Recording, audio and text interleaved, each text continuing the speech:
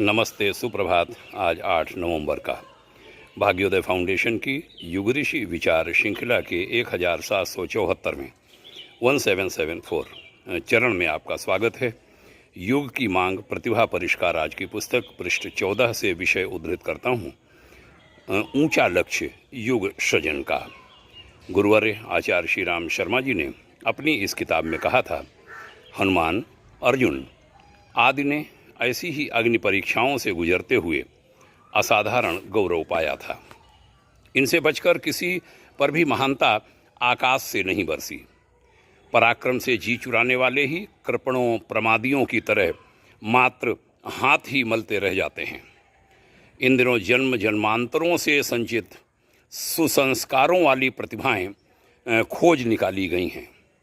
उन्हें युग चेतना के साथ जोड़ा गया है। हिमालय की शक्तियों ने इस काम में सहयोग किया है।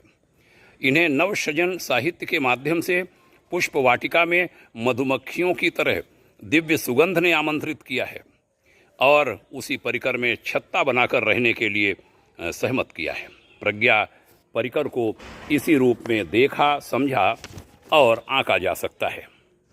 प्रज्ञा परिजनों को युग सृजन का लक्ष्य लेकर अवतरित हुई दिव्य आत्माओं का समुदाय कहा जा सकता है। वे अंतरात्मा को अमृत पिलाने वाले युग साहित्य का रसास्वादन करते रहे हैं।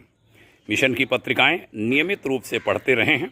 युग चेतना की भाव भरी प्रेरणाओं का यथासंभव अनुसरण भी वह करते रहे हैं। उनके अब तक के योगदान को, परमार्थ पुरुषार्थ को मुक्त कंठ से सराहा जा सकता है। लेकिन बड़े प्रयोजनों के लिए इतना ही पर्याप्त नहीं।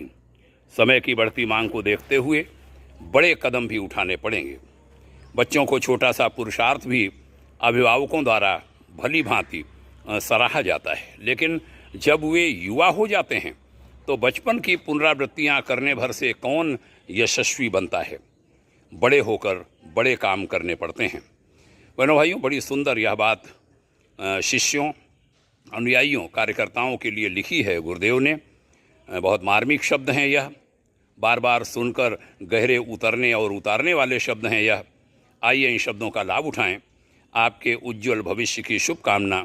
ओम शांति।